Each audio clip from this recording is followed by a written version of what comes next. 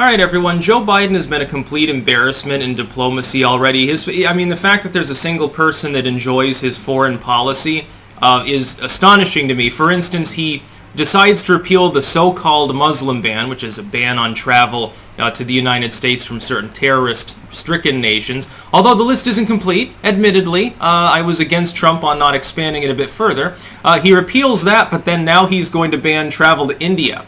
And he refuses to close the U.S.-Mexico border by securing it, which is one of his main jobs in his role. But he was musing about trying to shut off travel to Florida because DeSantis is like, no, we're not going to have a mask mandate. So Joe Biden's policies are all over the place. Like his fucking first act as president practically was to attack the energy sector and shut down Keystone, shut down new drilling leases. Well, oil prices are skyrocketing, by the way. But on Asian politics, this is something that really is a night and day contrast. More than anything else so far, literally just outside of his first 100 days, the thing that strikes me the most about Biden's ineptitude is the difference between him and Trump when it comes to Asian politics.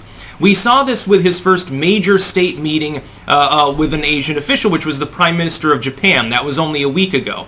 Trump called the first Japanese-American Masters winner boy, which I know, he's from the 50s, so he thinks of it as a term of endearment, but my God, it's not the 1950s anymore. Joe Biden is stuck in the past.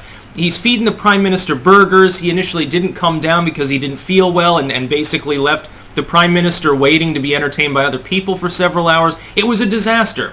It was hilarious watching the MSM not report on any of these things because there was nothing positive really to report on. A terse little page B story. Oh, he met with the Prime Minister. Yeah, they got along famously. Yeah, here's a cute picture of completely breaching decorum and feeding the Japanese Prime Minister hamburgers and steak fries. That makes a lot of sense. Exceptionally socially distanced as well at the time. But now he's decided to strike again, doing the exact opposite of what you want to do if you want any sort of peace in Korea. Now, I've been very interested in this for years. You got to understand, the Afghan war supposedly now is going to end, although the Taliban is saber-rattling. Here's another foreign policy blunder by Biden pushing back the withdrawal date, knowing full well that it would probably cause potential attacks on our troops. There have been several major terrorist attacks in the last couple days in Afghanistan for not without good reason. They've been planning for this possibility now for months, I'm sure. Probably years. Keep that in mind. They don't want the U.S. to leave the region. They want us to escalate the fight so they can keep growing more opium. Maybe Biden will accede to their wishes. If you want to deal with the DPRK, with North Korea, you can't go in with a cudgel and say, well, this is the axis of evil, terrible people. That's not the way that Asian politics works. It's seen as a sign of disrespect. Once you disrespect someone preemptively, it starts a sort of Appalachian feud-style mentality, and it tends to spiral down the toilet. This, above everything else that I have seen, and trust me, there's a lot to complain about with Joe Biden. The biggest complaint, I think, is Asian foreign politics. Ultimately, it's the thing, certainly, that pushes us the closest to potentially Armageddon. You've got Beijing Biden that, on one hand, is a slave to China, and we all know this. He's got dirty dealings with China through Hunter and so forth. We know that. But at the same time, he's trying to wag this stick around with North Korea, but he just doesn't understand how Asian politics are accomplished. Trump did. He did business in China. He did business in Japan. He did business in all these other countries. He knows how it works. I'm sure that he had skilled people, mentors and so forth, tell him, if you go in here, you gotta play the game of respect. It's mutual respect, even if you fucking hate the bastard. You can't come in and say, well, you're a hateful bastard, because then they'll all walk out of the meeting. What Joe Biden has managed to do, just outside of his first 100 days in office, is piss away any possibility that in the next few years there's going to be any more progress in North Korean, South Korean relations. Trump brought us very, very close to a peace deal. He should get credit for this. This is something that even a lot of Trump fans sort of forget. He's the first president to step foot in North Korea. He got Kim Jong-un to step into the ROK, which, by the way, is risky. The ROK, if it wanted to set up a diplomatic crisis, could have rushed over to him, grabbed him, pulled him across the border, and held him hostage. That's not beyond the realm of possibility. The North Koreans send spies into South Korea. They've sent assassins before. The South Koreans could theoretically do the same thing. They're just a little bit less inclined because they're constrained from doing so for diplomatic reasons by the United States. This is a major flashpoint in the world. We're talking about a nuclear nation. The DPRK certainly the least of the nuclear states, but they have apparently better weapons than they did before. They've probably got a dozen or so of them. They've got enough to destroy South Korea and probably attack Japan at the same time. They could start World War III if they were to decide to get rough with the Chinese, which, trust me, is not beyond the realm of possibility. What Joe Biden's done is take a situation where the DPRK was slowly getting used to the idea of having bilateral talks with the ROK, especially you had progress on the DMV, same thing, DMZ with landmine removal, repatriation of human remains, the removal of border posts, the ending of propaganda broadcasts. You had all sorts of good things going on at the border and between Seoul and Pyongyang, and now it's all of the progress is completely gone. Literally, Biden is erasing all of the positive things that Trump did, and I think part of it is just to do it to spite him. I think that Biden is a spiteful and vehement human being. I liked it. I saw a right-wing article, actually, on RCP earlier. The tagline was, Biden is a nice guy that's surrounded by, opportunists or evil people. No, he's not. Biden is a jack-off. He's a tough-on-crime, war-hawking bastard. He's got the nice guy persona now because he's got dementia. It's optics. That's why they chose him. He's a steward. He's basically just the face, a facade before the deep state sleazebags.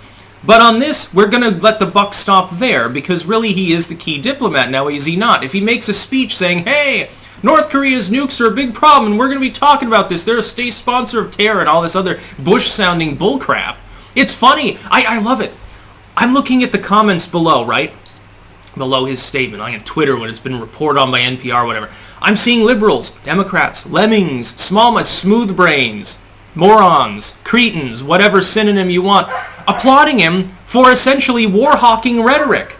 He sounds like George W. and he's being applauded by liberals. Meanwhile, a bunch of Republicans are calling him out. I find this hilarious. It's basically like we're in the Bush administration all over again, only this time Bush is actually mentally demented, and he's got a D after his name. That's what Joe Biden reminds me of. And that's the sort of policies that I expect. Do I expect any peace in the world under the Beijing-Biden admin? No. The same cronies that controlled Bush are still in charge. The deep state's back, baby. And by the way, to people that voted for Joe Biden, no sympathy. Like that idiot Texas family that's like, well, Joe Biden done took our land. I thought we voted for Joe Biden. I thought he weren't going to construct the wall no more. You get what you fucking deserve. I'm laughing at you. I think it's good that you're suffering right now because you deserve it. You put our nation through hell. You deserve to share in that fucking hell. Fucking NIMBYists. That's what I think. With Joe Biden, though, he could end up starting a regional war. The problem is he really is that dumb. And the cabal behind him, the cronies, these are people like Kissinger. These are people that thought it was a good idea to almost incur into enemy airspace with nuclear bombers back in the 70s. Don't you? The madman strategy. I thought that liberals usually were against this sort of thing. Weren't you not that long ago saying get the hell out of Iraq, no war for oil, no war for opium, no war for, well, in Korea's case, for minerals. I thought you were like peaceniks and stuff, and now because Beijing Biden's the one calling for bloodlust, you have no problem with it. It's like it's so funny is people keep posting that meme, and it shows like a drone dropping bombs, and it's like the U.S. under the GOP, U.S. military policy under the GOP, and it's a drone. And then they have one, and it says BLM on the front, has a rainbow flag on the tail fin. It says U.S. foreign policy under the Democrats, and it's like that meme has literally come true. Biden is endangering the possibility of finally leaving Afghanistan, has essentially stalled out any possibility of peace in Syria. You got to realize that he's tied to people like Hillary Clinton that helped destroy Libya, tried to destroy Egypt. He's got the Obama foreign policy in mind. What happened under Obama? How many nations had civil wars under Obama? He gloated about it. Oh, it's the Arab Spring. Okay, so the rise of Islamofascism is something the U.S. is now rooting for. Well, wasn't it just a few years ago we were saying that it was bad because of 9/11? And Joe Biden doesn't even apparently recognize things like that as being particularly major events in the U.S. Oh, well, this is the worst attack on our democracy since Pearl Harbor, I think it was, he said, in regards to the Capitol riots. He's nuts. He's out to lunch. He's basically spewing crap out because he goes off record. He's being given notes by the cabal that tell him what to say. Sometimes he peppers it with his own views, and so it's all topsy-turvy and convoluted and makes no sense. There are people that support this shit. Trump, regardless of what you believe with regards to his domestic policy or Orange Man perverted or whatever, he didn't start any wars in Asia. He made progress in Korean relations. He didn't expand any of the existing wars that we were in. That's the truth. He was not a peacenik, not a peacemonger, but he certainly wasn't a chicken hawk like Joe Biden. Joe Biden is. He will probably start a war. And if Kamala gets in there, if Psycho Kamala gets in there, the first thing she'll do is bomb somebody. She probably would be nuts to go after Iran. Now keep that in mind, Biden voters. You get what you pay for. And you're paying through the nose for what you get under the Beijing Biden admin, by the way. That's about all. Peace out.